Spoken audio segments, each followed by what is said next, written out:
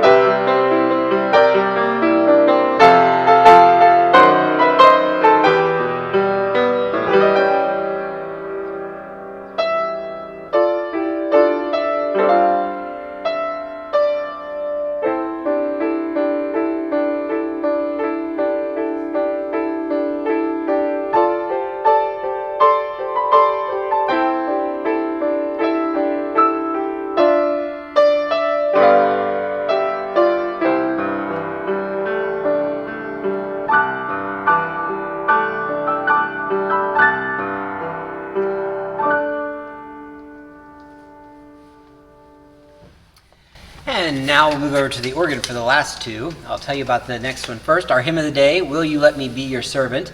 The original text of this hymn included Brother, let me be your servant, and Sister, let me be your servant. It was rather than the broad general language that we use today. And notably, the revised version of this no longer says, let me be your servant. It says, will you let me be your servant? So it's the question that has come into asking permission for being your servant. The hymn, as the author says, percolated for a year. It came from a lot of different sources, and it combines a lot of things in its tune as well as its text that talk about completion, but also openness and uncertainty and ambiguity in some of the chordal structures that you'll hear. So this is Will You Let Me Be Your Servant? We're going to move over to the organ.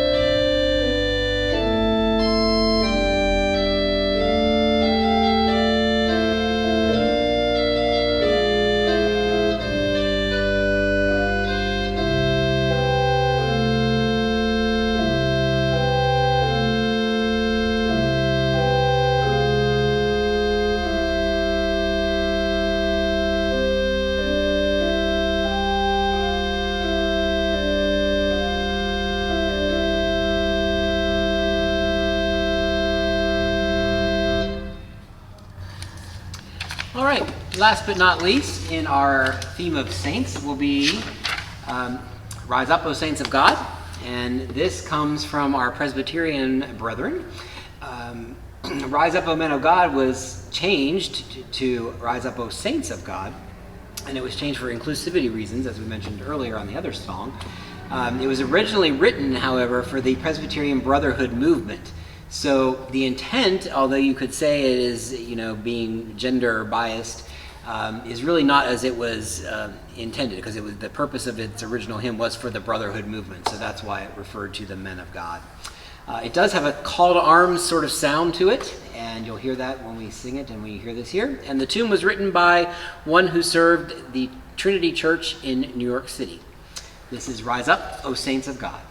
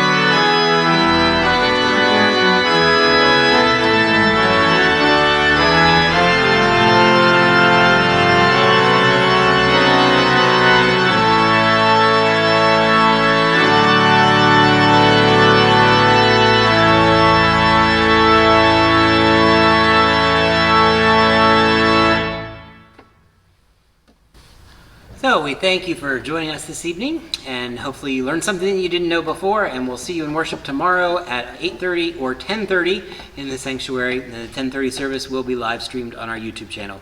Thanks again for joining. Talk with you next week.